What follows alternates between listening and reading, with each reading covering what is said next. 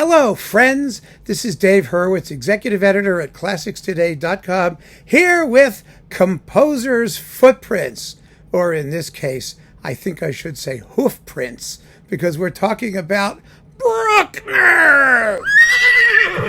Yeah, exactly. One of the most distinctive of all the Romantic composers. For much of his career, he was laughed at for that reason, because the things that made him distinctive were deemed by people to be simplistic or dysfunctional or simply repetitious or autistic, and he may have been. He certainly seems to have been on the spectrum, but that has nothing to do with anything. I mean, he was a genius and a great composer. And what matters is not what the elements of the language are as much as it is how you use them and what you do with them. And Bruckner knew how to use his language, and he did unbelievable, transcendent things with it. And that's what counts. So I'm going to take you through some of these elements, which are really very easy to hear and very easy to identify.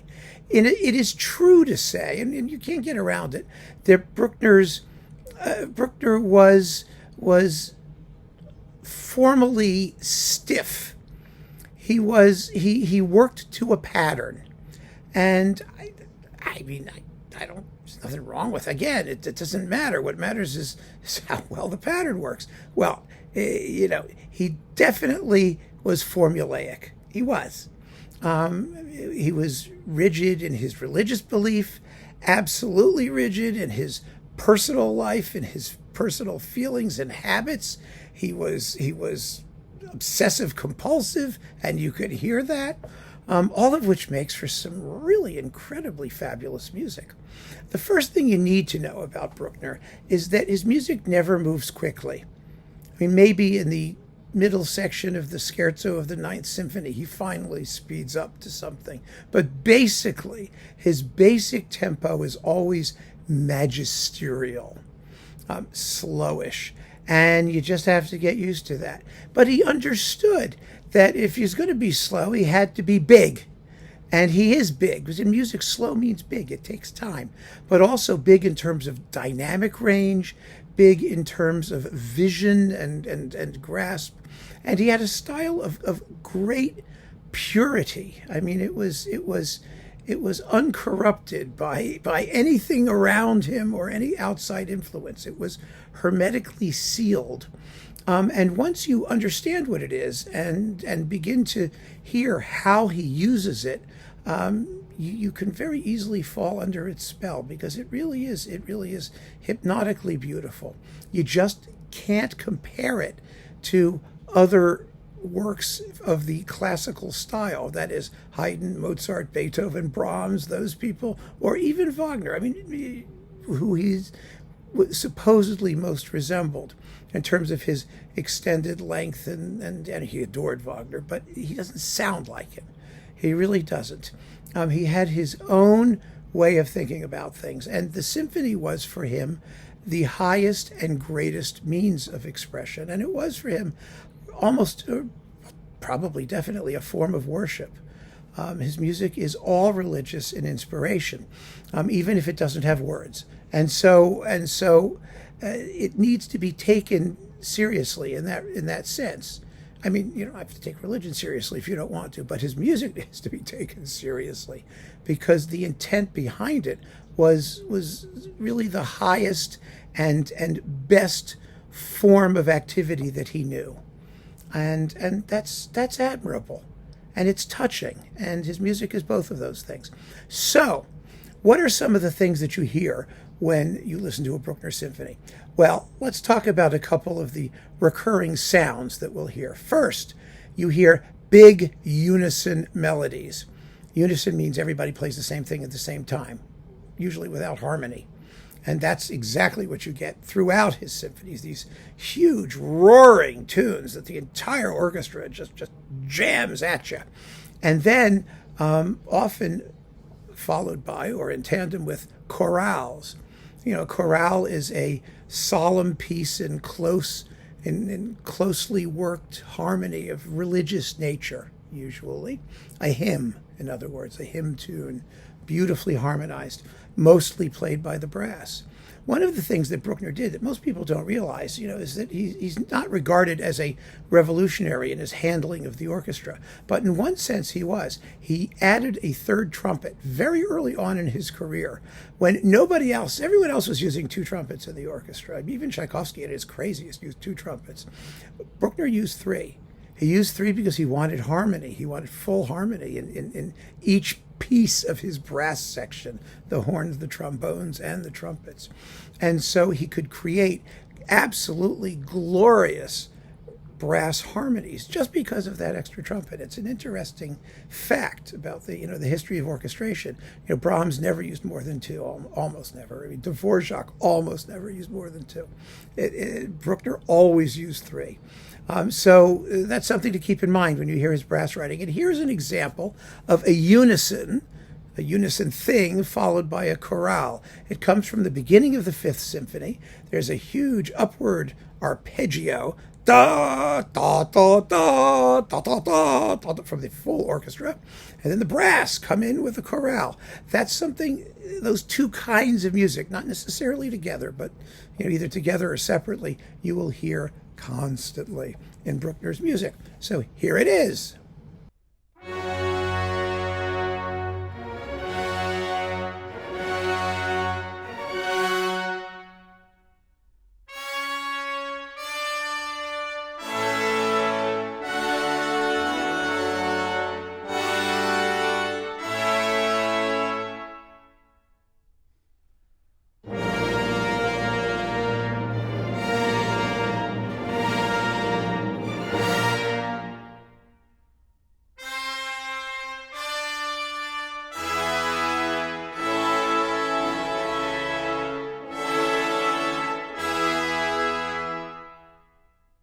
Typical example number one, and it's absolutely incredibly compelling. Notice also the pauses. Bruckner was a pause guy. He would make these big climaxes that just cut off, and you have to have a nice resonant concert hall because you want to hear the reverberation. Often he writes the reverberation into the music, because he'll have echoes in the brass and woodwinds so that you hear the music reverberate, even in a concert hall. Da da da da dum, da da da da dum, da da da da dum. He'll do that so that you have that sense of bigness of a huge space, and that's a wonderful quality in his music. But that's one thing: big unison melodies followed by chorales, and keep those in mind, and you'll be in very good shape for Bruckner. Now, after that, we need to talk about, let's see, the Bruckner rhythm. There is a characteristic Bruckner rhythm. See, Bruckner's rhythm was very, very straitjacketed. His phrase rhythm, that is, the length of his musical sentences. They're usually 4 and 8 bars, which he rigorously counted. In fact, at the end of his life, he went back and revised everything so that it all fell into neat 4 and 8 bar phrases. And that can be extremely tedious in many composers. But with Bruckner, there's a difference, because these very regular rhythmic periods are often filled with music that's extraordinarily rich contrapuntally. That is, there's a lot going on simultaneously, and some very complex rhythms vertically stacked on top of each other. And his most commonly used rhythm is a duplet followed by a triplet. That is, 2 notes followed by 3 notes, but occupying the same amount of time in one bar. So if you had like a bar in 4/4, 1, 2, 3, 4, it would be 1, 2, da da da, 1, 2, da da da, which is 3 and 4. The 3 squishes into the last 2 beats. So that rhythm, 2 followed by 3, ba ba ba ba ba ba ba ba ba ba ba. Oh my goodness, he uses it absolutely constantly, all the time, and possibly most obsessively in the opening theme, the main theme of the first movement of the Fourth Symphony, which is nothing but that. It's da da da da da da da da da da da da da da da da. Here it is. It's really kind of amazing how he takes this rhythm and repeats it up and down and sideways and back, just in a million ways to create a really compelling and powerful melody. Here you go.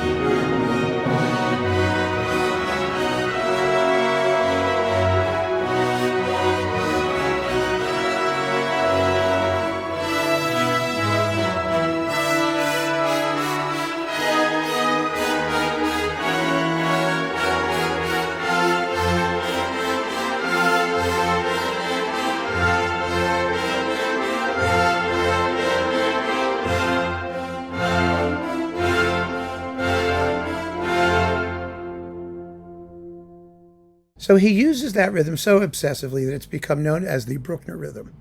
And one of the things he could do very, very easily is just turn it around the other way. Yada da bum bum. 1 2 3 1 2. 1 2 3 1 2 1 2 1 2 3 1. He could do that. Play it backwards and forwards very easily, and he does that in his third symphony. The second subject, that is the lyrical second theme in the first movement of the third symphony, consists of the Bruckner rhythm, bum, bum, bum, bum, bum, backwards. Ya da da dum, bum, bum, do, do, do, da da da dum, dum.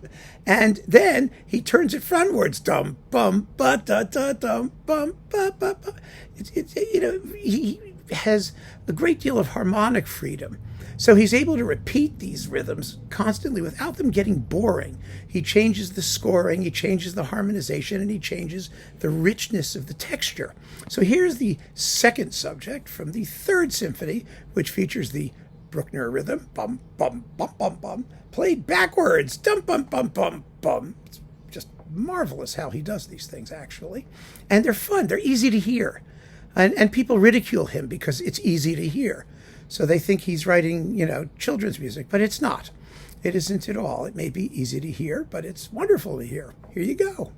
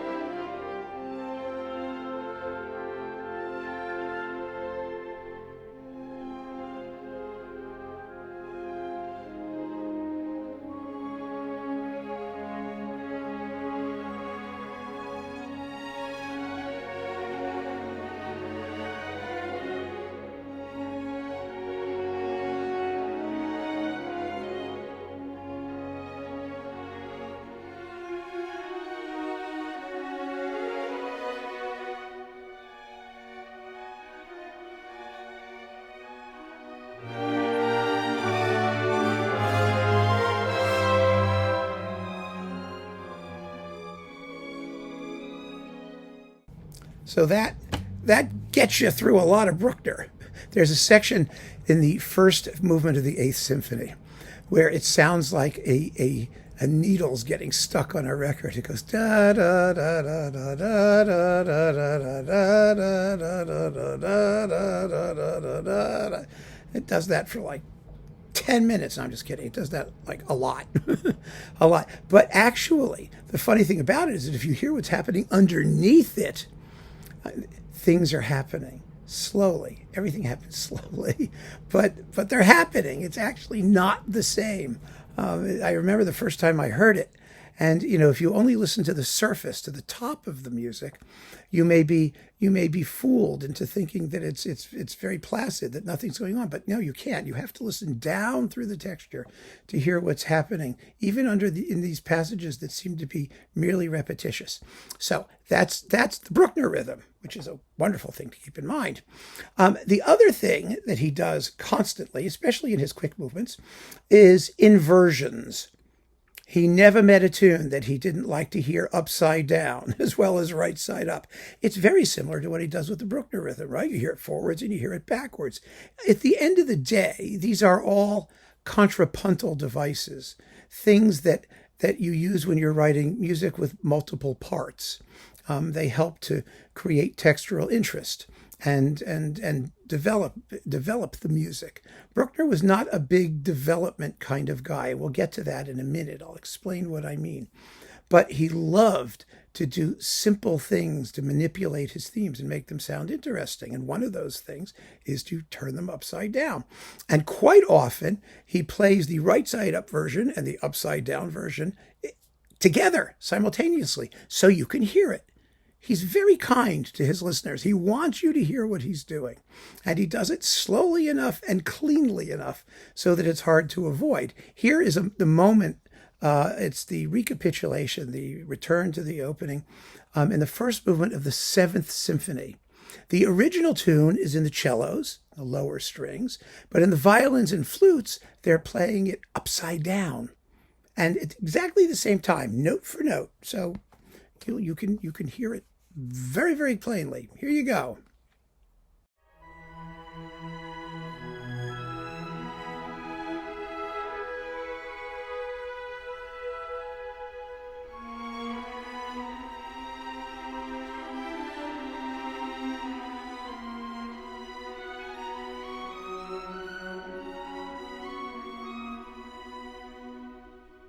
And that's a very typical thing. You already heard it, actually.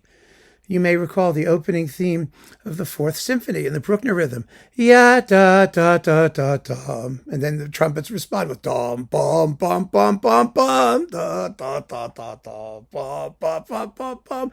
It's right side up, upside down, right side up, upside down. And that's how he creates the tune. Really marvelously simple and wonderfully effective. So that's something to keep in mind. Now, the other thing that we really need to talk about are Bruckner's slow movements, his adagios. From the very beginning, he was an acknowledged master of writing very slow, very broad, very powerful adagios. You know, most people tend to think of the adagio, well, it's the slow movement. It's kind of lyrical. It's kind of quiet. It's kind of boring. You want to get to the quick bits. Not with Bruckner. Bruckner's problems happen in the quick bits. It's the slow bits where he's really going.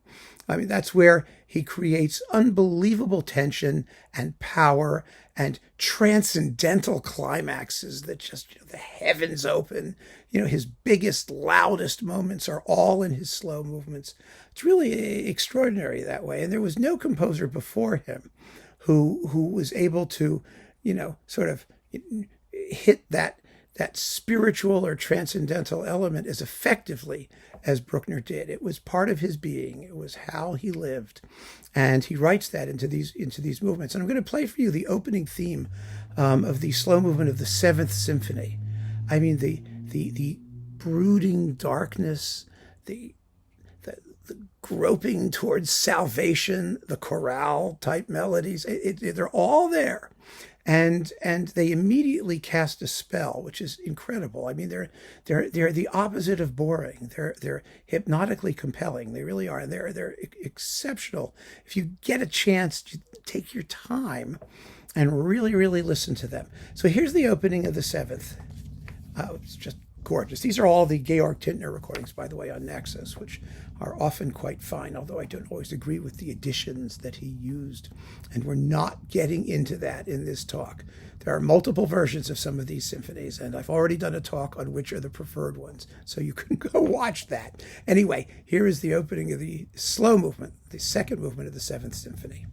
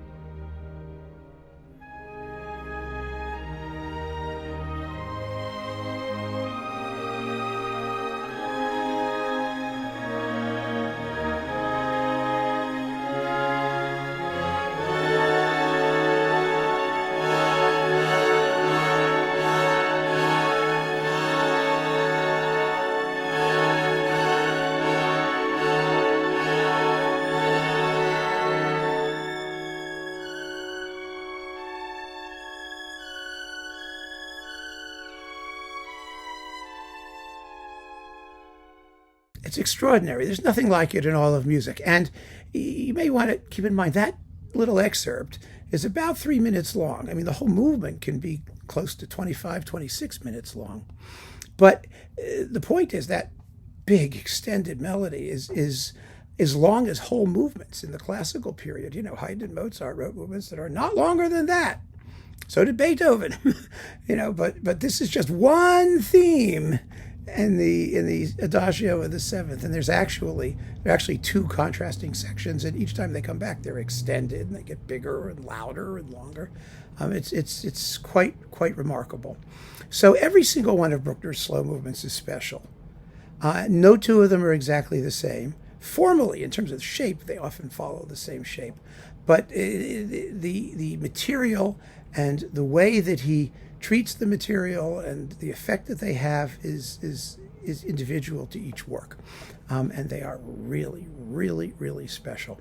And finally, last but not least, in this quick little summary of Bruckner's Hoofprints, we need to talk about form in Bruckner. The F word, ooh. Bruckner's sense of form was mocked from the beginning, and he was partly at fault for that, because his works were very, very long, and they were met with complete incomprehension in his lifetime. And he had, supposed friends who were telling him to make cuts and make it easier for people, and he did in some of these pieces. He would chop them up, but the fact that he could chop them up tells us something about how they operate. You already heard in the very first example here, the unison followed by the chorale and separated by pauses.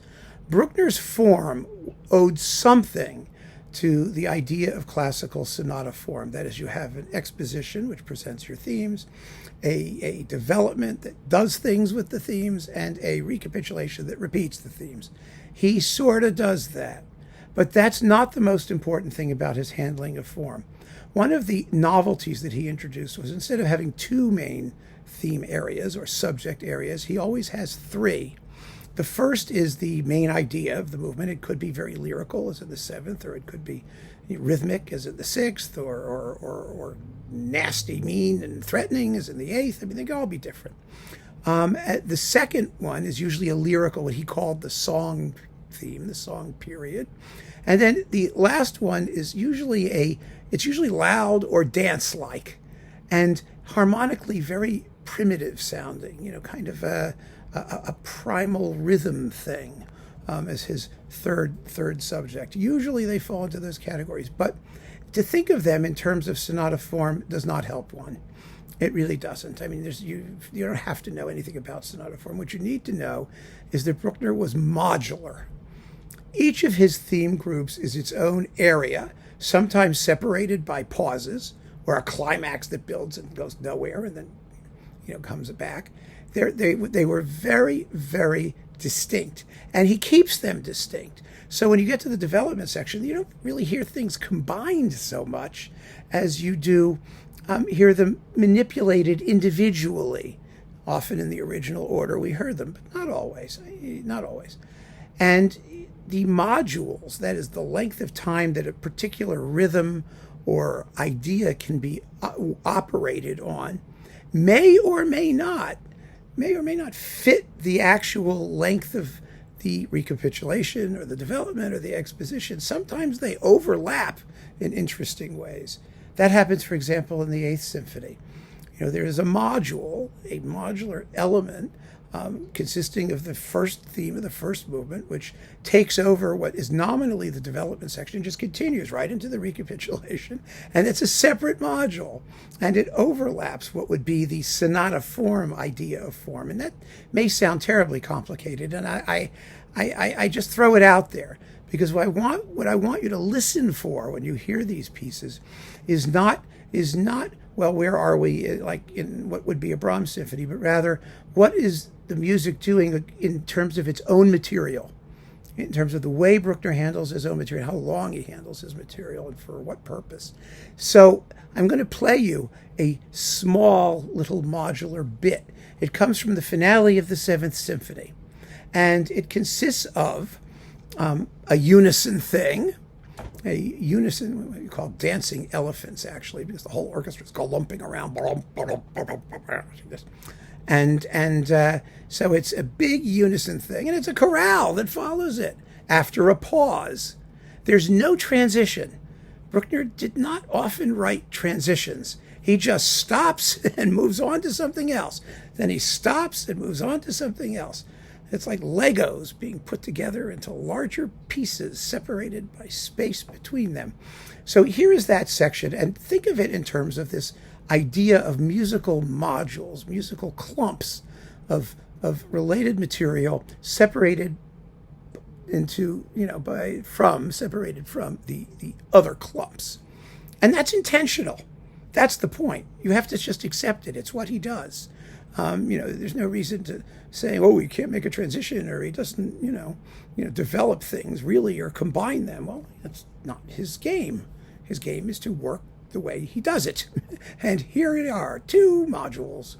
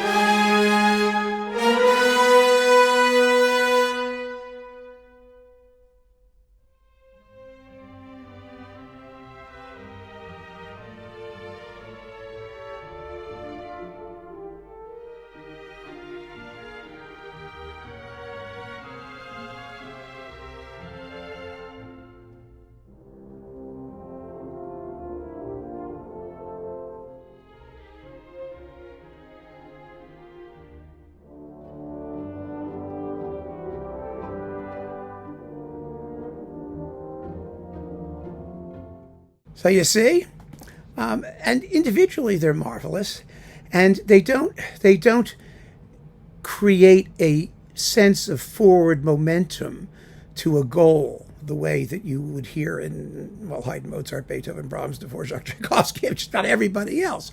What they do is they lay there side by side and subject you to different moods and atmospherics and